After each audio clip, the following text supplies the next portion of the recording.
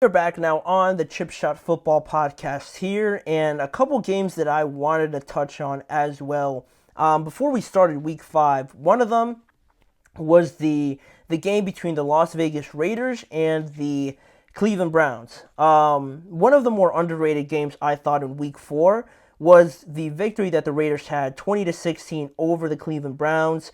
The Raiders go to 2-2 without having Davante Adams and Maxx Crosby playing this game, while the Browns fall to 1-3 with another underwhelming performance from their offense. And looking at this game a little bit closer, you have some of the performances here just in terms of stats and how these players played. You had Gardner Minshew going 14 of 24 for 130 yards. He faced a lot of pressure this game. I think both quarterbacks truly did. And their stats because of that are pretty similar. Gardner Minshew, like I said, had those stats. He was only sacked twice, though. For as much as he was pressured, only managed to take in 2 sacks. And the running game was something that really was surprising, and it connects to this whole question that you see on your screen with the Browns and Nick Chubb that we're gonna get to a little bit later. But Alexander Mattison and Zamir White combined for 110 total yards.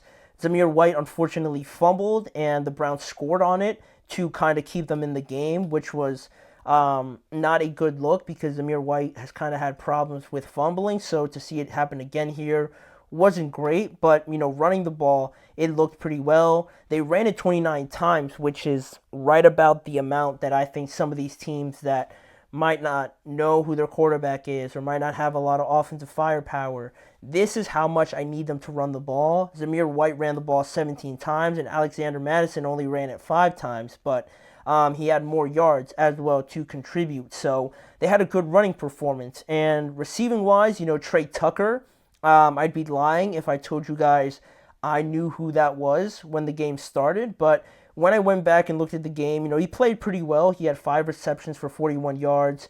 He had 1 rushing touchdown in this game, and he impressed last week as well against the Carolina Panthers, and now he's doing it again in this game. He's only in his second year, so if you guys don't also know who he is, he's been in the NFL for not that long. So Trey Tucker had a great game for them. And then on the other side, Deshaun Watson, like I mentioned, 24 of 32, 176 yards, and a touchdown and 1 interception. That is yet another turnover for Deshaun Watson, but this one wasn't really his fault. If you look at the play, it honestly looked like Amari Cooper caught the ball on a long pass, and he kind of just like threw it up to I think Trevor or Trayvon Moehrig to intercept it. So it was a very odd looking play. Not really so much on a bad read by Watson because Amari Cooper really had it in his hand, and he was probably hit, which forced the ball to pop up like that, but it was a very odd looking play. And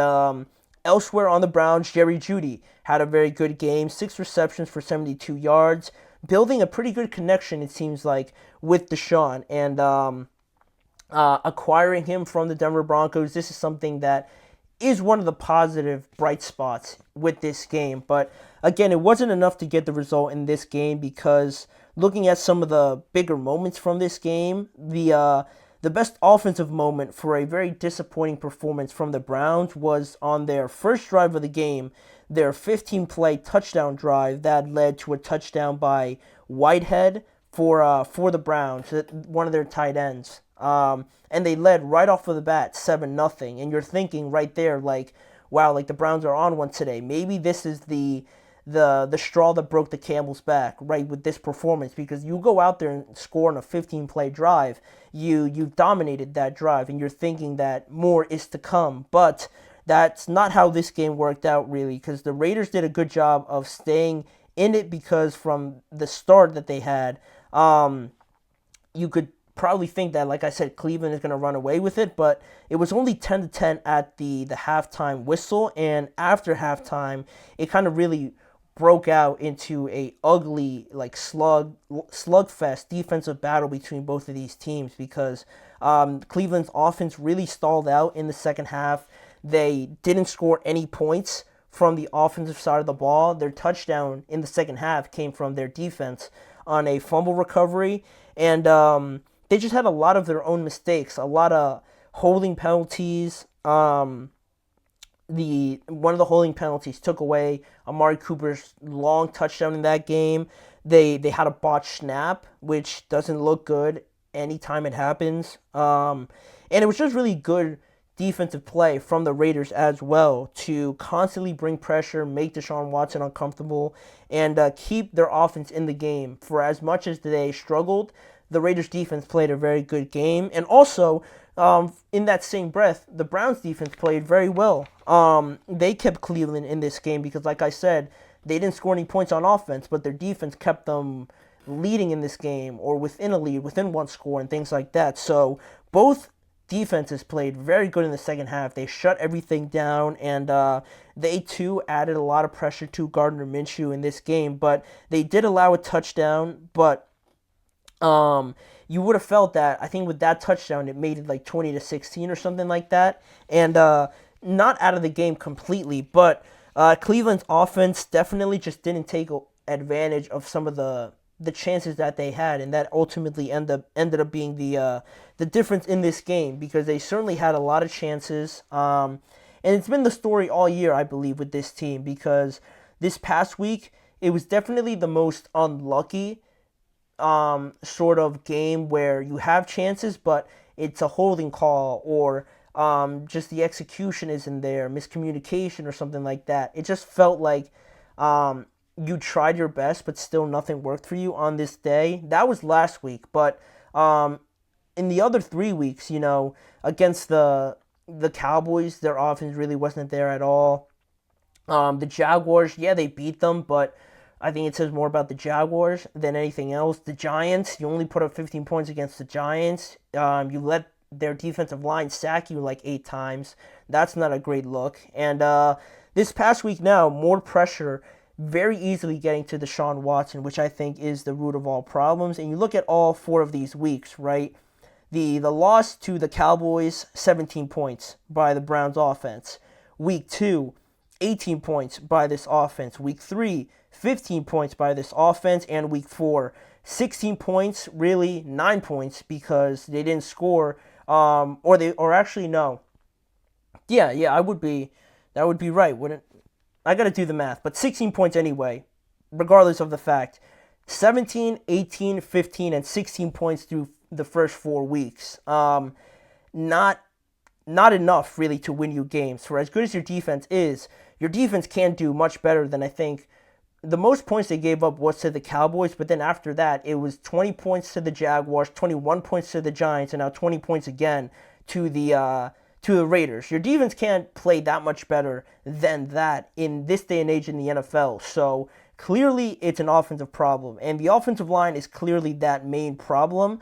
You hope that they get their main guys back sooner rather than later, but it brings up this idea of Nick Chubb, and the idea, I think, that just inserting Nick Chubb back into this offense is just going to make them look like, I don't even know, like a good version of the Browns. Because they were decent last year, but they got bounced out in the first round. Still no Nick Chubb, but they made it to the playoffs last year. We saw some footage of him today returning to practice, which is what every Browns fan wants to see. But, is he going to be the savior to kind of rectify all of these problems?